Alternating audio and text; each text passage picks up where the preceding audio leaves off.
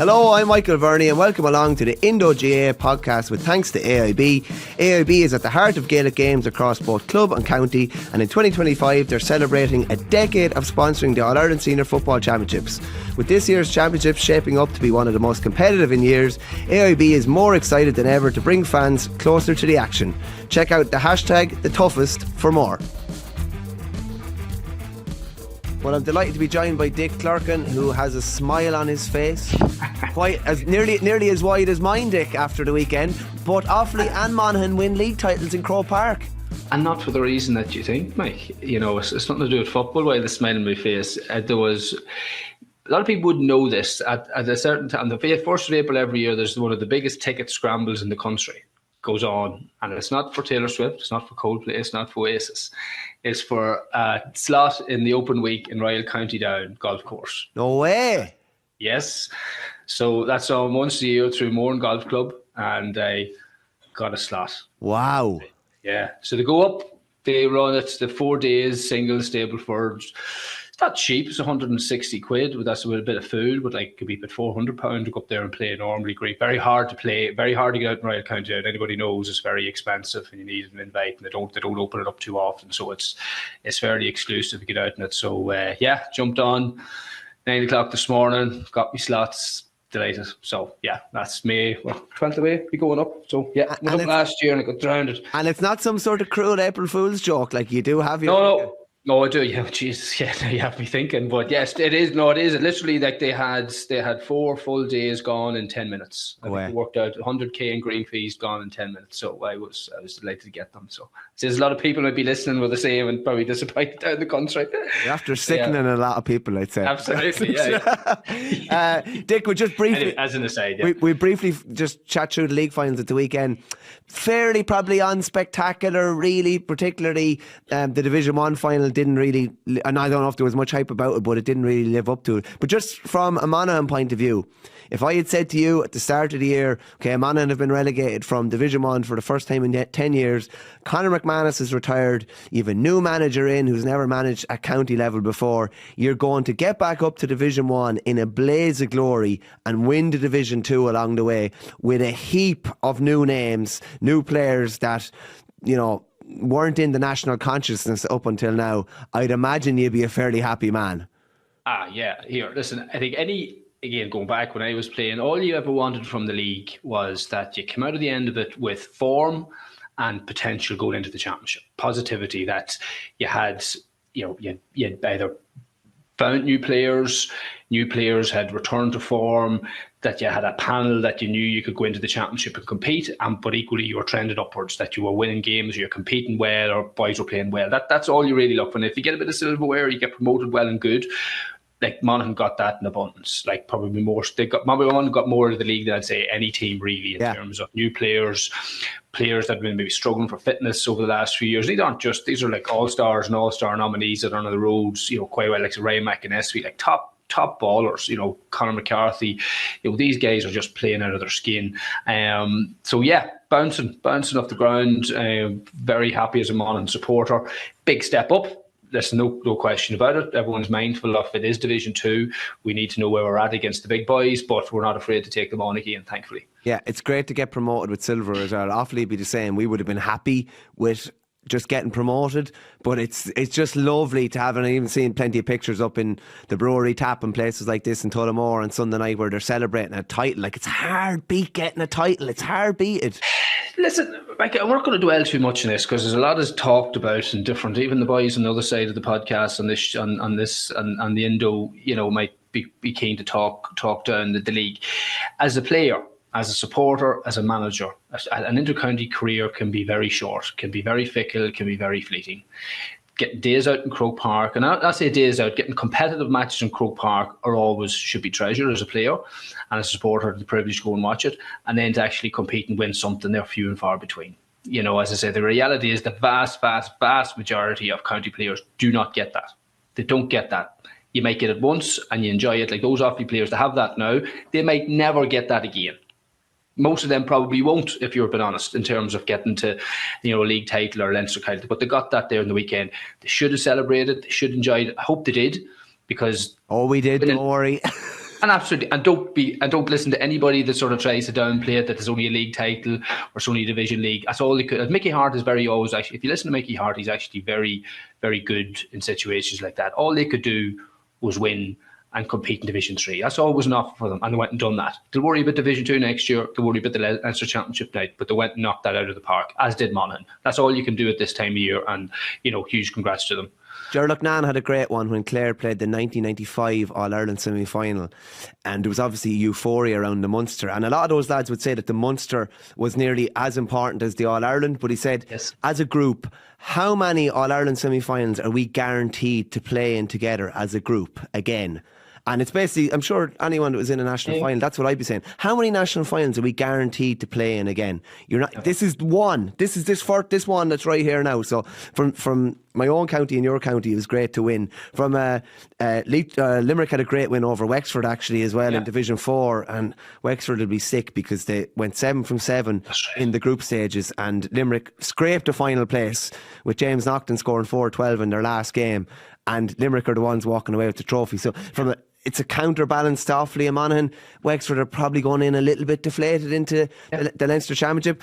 On the Division 1 point of view, that game never really took off. I thought it was going to, maybe when Mayo got that goal, and then there's a 2-pointer straight away and an 8-point advantage is cut to 3, but it never really took off. Just a couple of quick talking points after. Do you think David Clifford gets special attention from referees? Absolutely not. Jesus. Like, I remember sitting up on the upper Cusack last year watching the Armagh Kerry. It was a semi-final or quarter-final. Can't remember what stage it was. And the abuse and the treatment that he got during that game. And I was just looking, I said, that just must be absolutely joyless for him as a player. So the idea that at the end of the day, every game he goes out. Like a couple of years ago, it was Mayo again, Kerry. So the same fixture, Porrick, there was a Porrick O'Hara. Just went out and done his very best to, with every dark arts and failed miserably. So that's what he gets every game. And doesn't get probably protected enough. Like a few bits I seen of it, Mayo defender, he was trying nearly to get the jersey off Clifford at times. You wouldn't blame him with the jersey the Mayo boys had to maybe that's what he was sort of saying. But no, so listen, I know Kevin McStay was talking about that after the game. I just think he's way off the mark there. He definitely doesn't. He shipped, because he's a big man and he takes on contact. He's always going to be in close quarters. So it's always going to be sort of a fine line, whether it's he's been overly physical, but generally you'll find technically he's been fouled most times. So no, I think Kevin was off the mark on that one. The other little talking point over the weekend, some very high profile former footballers, no less than God himself, Peter Canavan, saying that Paddy Clifford has overtaken David as the most important player or the best player in the game. Now, he was outstanding at the weekend, and even being able to kick these 45s over the bar fairly effortlessly off the ground is another nice weapon to have in the repertoire. But Paddy is unreal, don't get me wrong, but to me he's the kingmaker, and the king is still the man who he's generally passing the ball to and putting over the bar. What are your own thoughts? Bit of a stretch now, and I'm a huge fan of Paddy Clifford. A completely different type of footballer in terms of his mobility and the work that he puts in. And David, there's not really a whole pile of comparison. Bar as a coach, it drives me mental. They're soloing style, right? So I'm coaching under 12s, and I'm always telling them, don't be crossing over. It's right hand, right foot, left hand, left foot. And here's the 2 point. One young lad said to me, "Should David Clifford solos like that?" You're on a hiding to nothing there, Dick. I said, when you're David Clifford, you can kick fights like him, you can solo how you like, but other than that, they are, listen, and they're a great pair. Like, they're the key, obviously, to Kerry, the two of them, in terms of the league. You can always see Paddy with the head up, and he's looking for the run inside of the brother to try and find him, and he is a good kick passer of the ball, but he can step up and kick points, crucially when others, like definitely in that Armagh game last year, when, let's be honest, David had probably his worst day in championship football for Kerry. It was Paddy carrying the fight and doing his best to try and get Kerry over the line. So no, I think it's probably unfair to compare them. They're two very different players, but equally as important to Kerry in terms of what they bring. And maybe to answer Peter Canavan differently, will Kerry win an All-Ireland without either of them? No. They'll need both of them playing well. They wouldn't win one just with David, nor would they win one without him. So they need both of them playing well, because they're at this stage are so central to how they play. Yeah, it's the 5th Division 1 league crown for Jack O'Connor. The previous 4 all led to All-Irelands. And the previous 4 all led to All-Irelands on the back of an Ulster team, i.e. Tyrone, winning the All-Ireland the previous year. Armagh won it last year, so all the pishogues, all the omens are in place already. And you know what the mad thing is? Like, really, like, you look at the Division 1, the way it fell.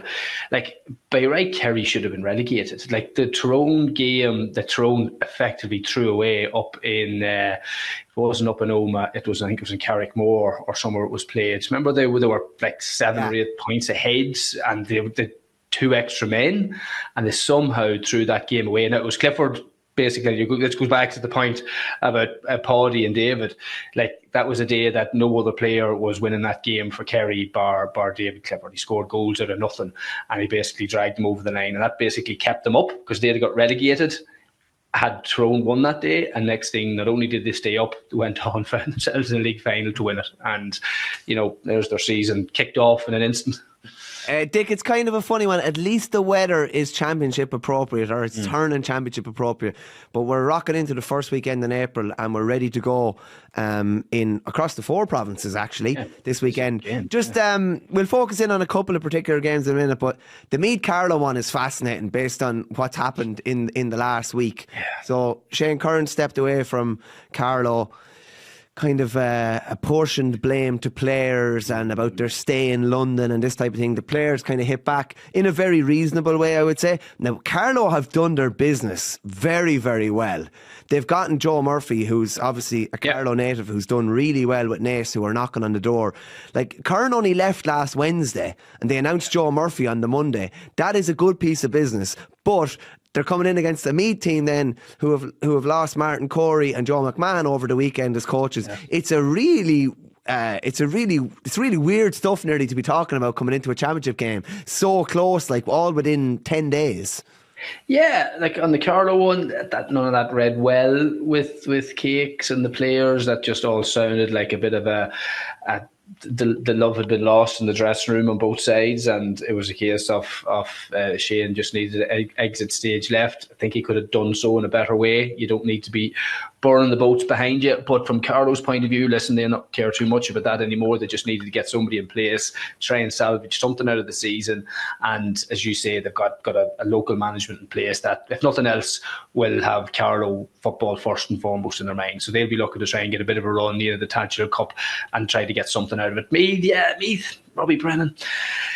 Don't know what's happened there. Like, they started the league so well, they looked with great promise. Then I think those few bits of comments from Robbie mid-league, didn't set them up well. They got a bit of a timbering against Monaghan, and now they've lost a couple of backroom team. Like, again, how many times over the last couple of years, Meath football, they make a step forward, then it's 2 steps back. They've almost done that mid-season because there is potential there.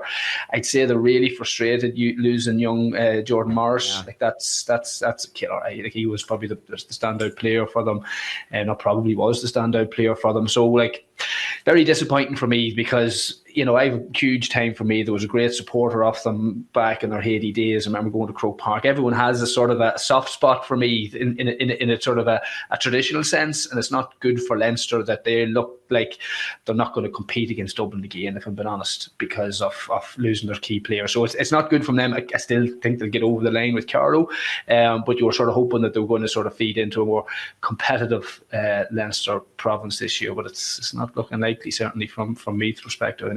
There's a big gap between them quality-wise based on the divisions they're playing in and the results in the league. There is, I have a little feeling that Carlow might get a bit of a hop out of a manager that they're delighted to have, that has credentials, and he's a local man that knows the scene inside out as well. Where's it in, Mike? Where's it? Is it in Cullen Park? Where is it? No, it's in Park Tolchin, which is not a help, obviously. But I don't know. Listen, Meath are probably 7-8 points probably better than them, you'd think, across the divisions. But it's something you'd be wary of, because with 2 coaches leaving, you're wondering who's taking the sessions. You're wondering, has the mood soured at all? It is something they need to guard against. Now, you would still fully expect them to win. You should. Now, the only thing is, I find with the new rules, it'd be interesting to see now in the new rules how it impacts the games that in the last couple of years, when there was a sort of a gap, that they were very uncompetitive, very early days, that you could never sort of see a team sort of cutting into a 5-6 point lead. I think the new rules might people would have been afraid of the new rules will do the opposite, that a team can sort of run away very quickly, and that might be the case. But I do equally think that there is an opportunity with so much break and ball and sort of chaos around the middle. It'll keep. Hopefully, I'm hoping it'll keep teams competitive like it was in the old days. So it'll be interesting. There's a good example in that Carlo just go at it, try to win primary possession around the middle and get attacks, and it doesn't have to be laborious. So we'll see. It'll be a bit of a stretch for them, but yeah, as you say, you'd like to hope that they get a bit of a bounce with the new management. Yeah, my worry would be that in those games, provincial early rounds, where there is a big disparity in class, that the rules could enhance that even further, and a 10 or 12 point beating could become a 20 point beating, and you could be 15 points down after half an hour, and it could just be totally demoralising. There could be no way back, you know. Yeah, that'll play out very quickly. Yeah, that's one of two Leinster round one clashes on Sunday. The other is Longford and Wicklow. We might have a look at Mayo briefly, Dick. Like a couple of years ago was when they won Division 1, it was the celebrations of winning that, and then maybe sleepwalking into Roscommon a week later. There's no celebrations. They're probably a bit downbeat after their performance in Croke Park the other day. But they would want to be on their toes as well now. Sligo didn't perform in Division 3 as I expected, but they nearly rocked Galway last year. They could have easily won a Tailteann Cup. They were beaten by Down after extra time. So Mayo would want to be on guard here as well. They would. Like they should have enough. Like Mayo are that team, and everyone's sort of saying, everyone, what you're going to get. You get what you got on Sunday, and they could equally turn up and do them for 20 points, because if they get their tails up, they have the physicality, they have the fitness, they have potential there. It just depends where their heads are at. I would expect a bit of a bounce from Mayo. Like they'll know that they're good enough to compete, and they know that they're going to have to try and sort of start showing that at a more consistent level, or else they'll be just sort of dismissed from the conversation. I think that's a perfect game for them. They probably don't have too many tired legs. They didn't expend a huge amount of energy on Sunday. You generally get a bounce from a bad performance, so their backs are against the wall a wee bit, which doesn't bode well for Sligo. It's in Castlebar as well. Good weather, hard surface. I'd be fancying Mayo here to do a number on Sligo, if I'm being honest. Hopefully not. I think Sligo should be competitive, but I think it's just the type of game Mayo could just turn up. And if they don't, like with everything lining up for them to put in a big performance, you'd have to really question, have they any sort of merits as an All-Ireland contender, because that's a game they should be seeing off comfortably. You'd be worried that the rugby boys might have Castlebar ripped up.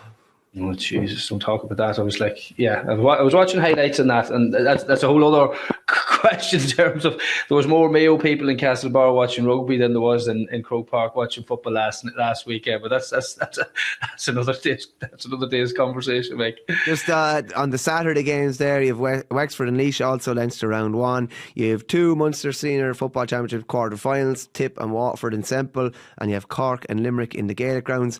Again, Cork probably finished the league fairly well, but they're coming up against the Limerick side there that are probably fairly buoyant after their Division 4 success. You have London welcoming Roscommon to Ruislip also on Saturday. The big game of the weekend, though, Dick, is in the Ulster Championship preliminary round, Donegal and Derry. I was up in Ballyshannon when they played. It's hard to know what to read into it, but Derry have not been helped by like a significant injury list. Like some of their best players, Brendan Rodgers included, are on the sidelines, and it's like we always talked about, you know, generally being they were calling on the same personnel, but when 5 or 6 of those same personnel are missing, you're in a bit of trouble. That's right. I think Brenton's going to be okay. Conor McCluskey, don't think the Southamptons are good there. Shane McGuigan's not suspended, is he? No. He's okay. He's all right. Okay. If that was the case, you could be completely writing them off.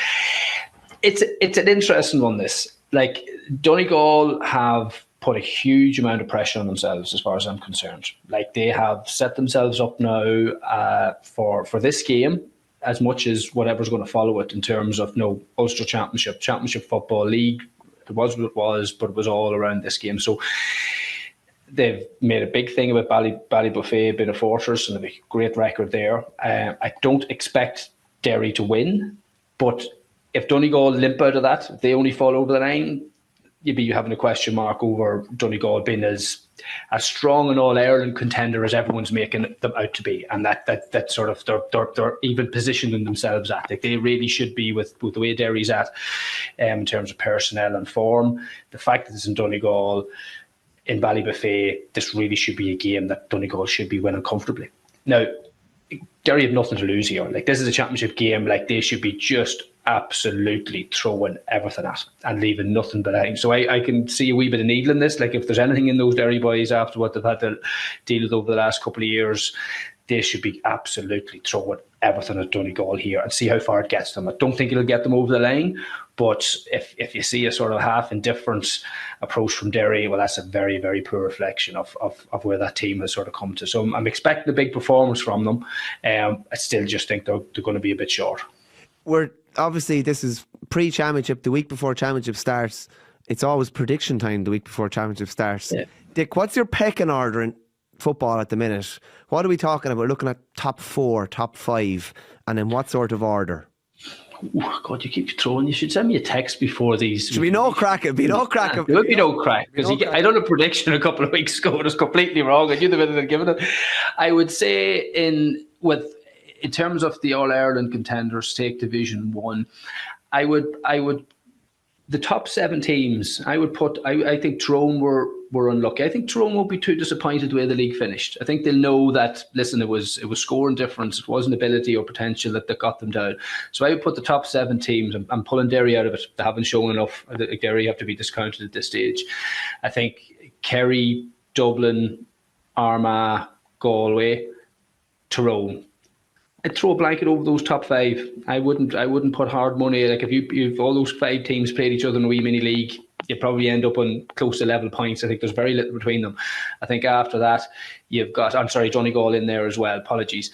I think Mayo just haven't adapted to the rules. They don't have the scoring forwards that they're going to need to be getting 30 points plus. I just struggling to make a case for Mayo. Monaghan and Roscommon just need to see where they're at against the top team. So as much as I want to pull them up into that group, Mike, I have to wait and see where they're at, because I think there is a few wee question marks in a few areas of the play for Monaghan. Those 6 teams, like, really, any one of them could come out. I really, really struggle to make a case for one further than the other, because as soon as you big one team up, you can point to a performance in the league to say, well, hold on a minute, Dublin up in Armagh, Kerry playing Donegal down in Killarney, Tyrone throwing a game against Kerry. They've all got an asterisk beside them in some shape or form, you know. Can Armagh realistically defend the All-Ireland and go deep without Rian O'Neill? I don't think so. I think they wouldn't have won the All-Ireland without him last year. He was that sort of marquee, clutch moment, big play type player that was enough to get them over the line in some of those tight games. I just really struggle to see how they're going to get on. They're going to have to win 3 big games to win All-Ireland against probably 3 of those teams you've just mentioned. And each one of them are going to be a point or 2. Like, he was the difference in those games. So I really struggle to see where they're going to replace him in terms of his range of kicking, scores that he can get that other players just don't have in their locker, catching ball, wee bit of needle, wee bit of divilment. Oh, yeah. Yeah, you need all that. Not to say that the rest of them don't have a bit of that, but he has that in abundance, a bit of confidence and cockiness.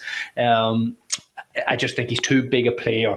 In the same way as Donegal aren't going to win an All-Ireland without Michael Murphy having an impact. And Jim McGuinness knew that in terms of why he had to get him back into the fold. So I think you're hearing different messages coming out of Armagh. Like, I live across the border. One minute he's coming back, next minute he's not.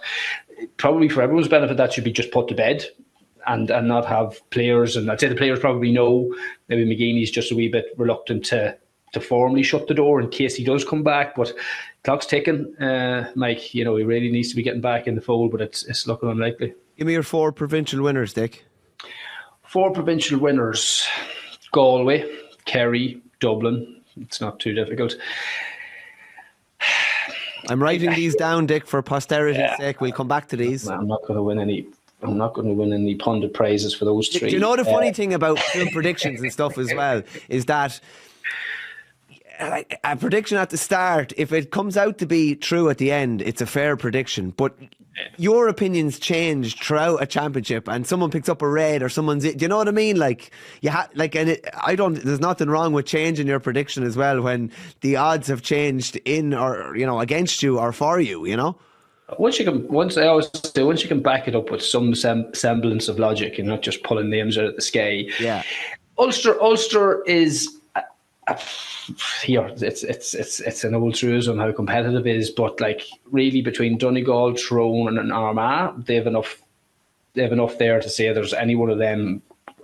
So the way Monaghan Stockers is, nobody probably thought going into this year that you're going to be competing for an Ulster title. Now that they are, and as well that the fact that it's more than likely going to be Donegal in 3 weeks' time in Clonus, people can't wait for that game. Now, again, don't want to just fully write out Derry, but I think it's a huge step for them to beat Donegal. So I'm not discounting Monaghan, but that game is huge. If they can get over Donegal in that game, or likely Donegal, it's open field. But it's going to be a great Ulster Championship, especially with the new rules. Like Ulster Championship was competitive, but it was a bit of a dog there for a couple of years with the way the games had gone. So this could be one of the great Ulster Championships coming this year in terms of the teams, the competitiveness, and the type of football that we're hopefully going to see. Yeah, Paddy Tally has a nice little audio clip cut out there. I'm sure they have a loudspeaker been blazed around Ballybuffet.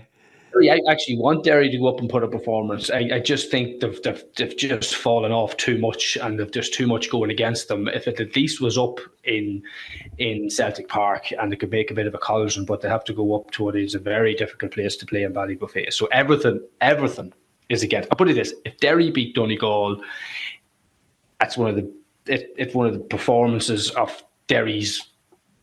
Of Derry football, considering where they're at over the last couple of years. That is just such a huge ask. So good luck to them. I'll be cheering them on to a point. I'm always rooting for the underdog. Now forget about this blanket talk and 5 or 6 teams in a blanket. This is when you have to make a prediction. You have to put your head in the block. Who wins the All Ireland? Kerry. Wow. Okay. Because I just see something different in Clifford. I was watching them on Sunday. There's a bit of needle in him. I'd say he's pissed off with the way last year went. I'd say he's just still thinking about that Armagh game. See, in fact, we left that behind us. They left in All Ireland. He looks fitter. He looks lean.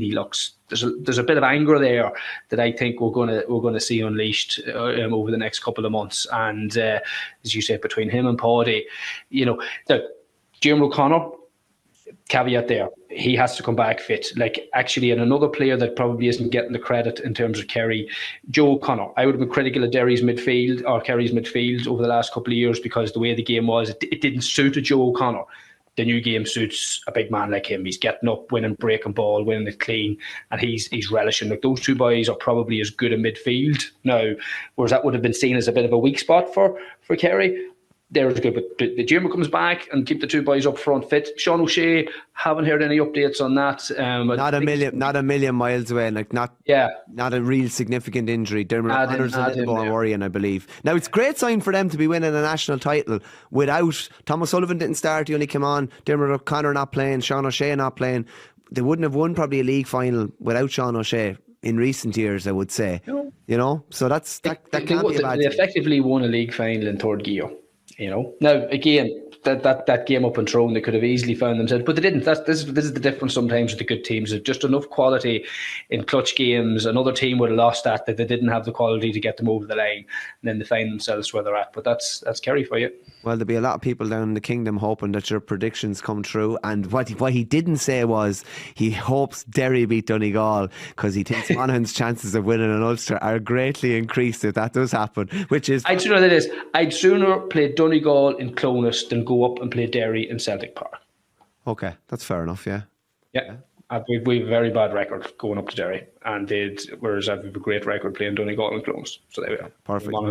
Well, Dick, we're gonna make sure we have it penciled in on the calendar already. A call for the Tuesday after the All Ireland final, and we'll look back at all your predictions and we'll see how many. Am we getting cancelled between now and then? Not at all. No, I'm just getting it penciled in the calendar good and early. Dick, thanks a million for joining us, and we will talk to you before the Tuesday after the All Ireland final. All right. Thanks, mate. Good job. Thanks, Dick. Good man.